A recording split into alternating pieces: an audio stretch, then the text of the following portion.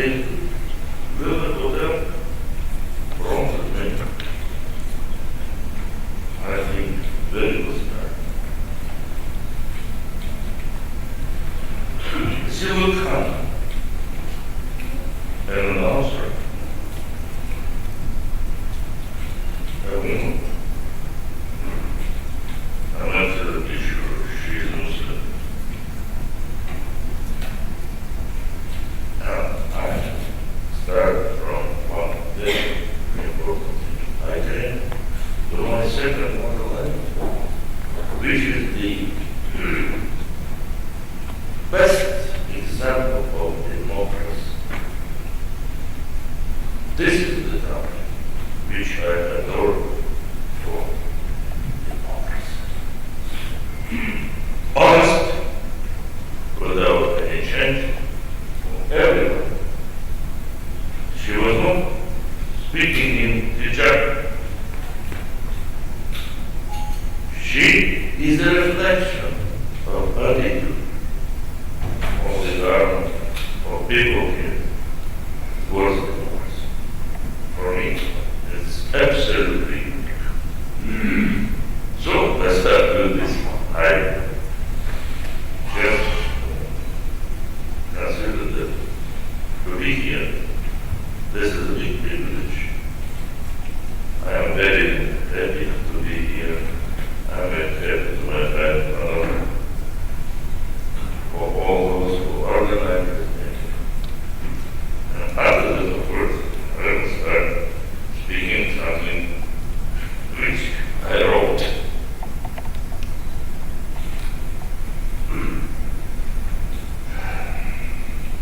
Really, I am grateful to the organizers for the privilege to be here to participate in a very important international event.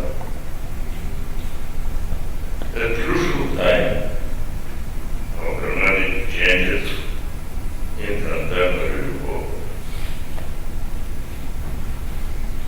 Sorry for simplification, but I would like to render just a piece of Chinese wisdom, which in essence warns anyone against living in a transition.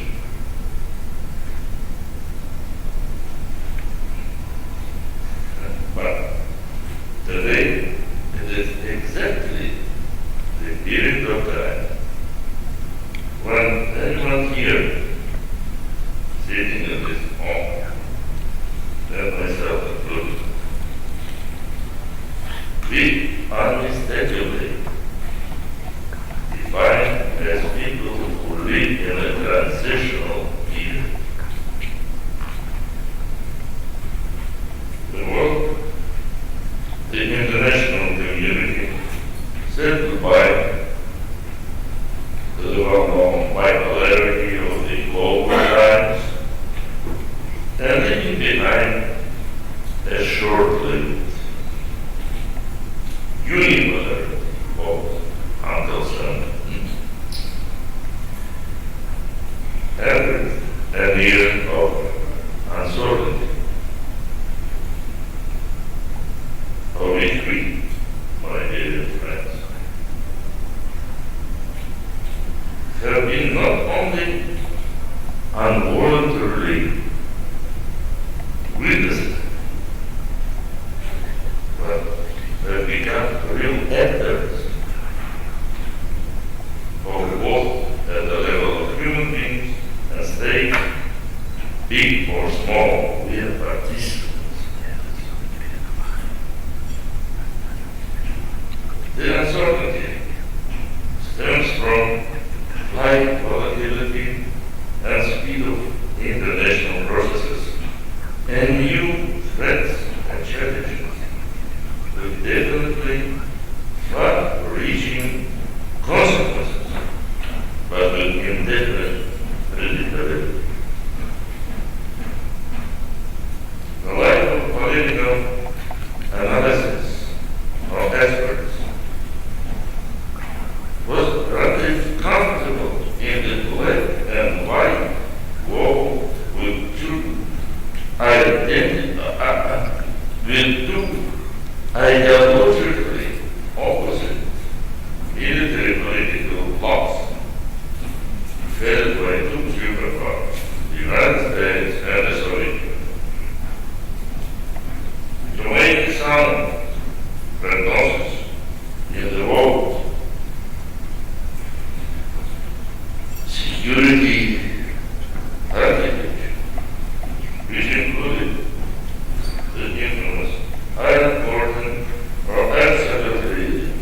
clear-cut red lines in geopolitical mentality of the two blocks was not much of a puzzle or hard-brained exercise for a well-educated international observers, but to predict even the near future of the world without firm, not to say rigid, security structure. The world where the red lines was left away from political mentality and sometimes from geopolitical maps, the world in which the diplomatic language easily absorbs, abuses, and demonization of political leaders becomes an insurmountable task. How would we live in such a world? I ask you, I ask me. The high degree of unpredictability of international relations of the transitional period is also determined by the circumstances. With globalization of these relations is combined with the clear regionalization of the globalization and regionalization. They go hand by hand. They go together. The process of creating and splitting of all alliances and union and appearing of new ones has become almost a routine. Though the latter are formed by and large temporarily, predominantly on an ad hoc basis, and looking sometimes just like match of convenience.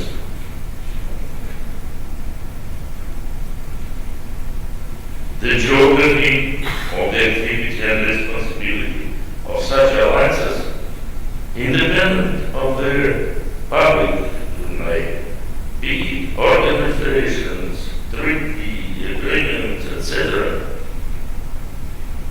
is charged, determined, and motivated by its strongest and mightiest financially, first of all, and then militarily, of course, in particular, member.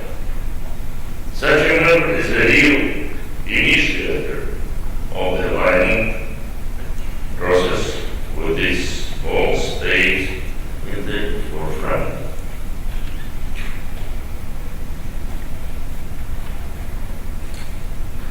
The cliche mentioned about, in my personal perception, very suitably fits into the inner logic of appearance in contemporary geopolitical glossary of the term Indo-Pacific region. Previously used only by specialists in ocean resources, the conservationist organizations and narrative maritime experts, the first is to their conservationist organizations. That's all. The first is to say probing attempt to insert the term into everyday political law was undertaken in October 2010 by the then U.S. State Secretary, Madam Trubnikov.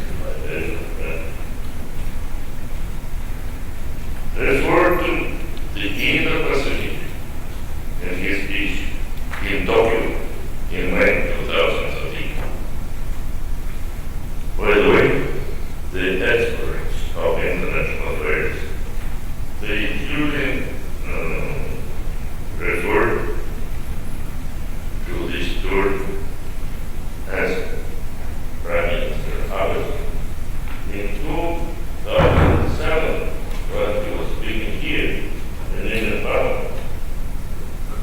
Then this tour began. And to be absolutely frank with you, I consider that now it is not just a tour, it is a reality of our life in the Pacific that become not a tour, but it has become geopolitical strategy of big countries, small countries, and specifically for you. Specifically.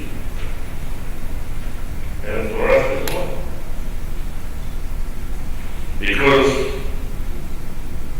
I forget about what I wanted to tell you. I just want all the participants of this very distinguished meeting to understand that Russia is a part and parcel in the Pacific region. Because no country in the world except Russia has such a long line in Pacific than Russia. We are Pacific. And at the same time, being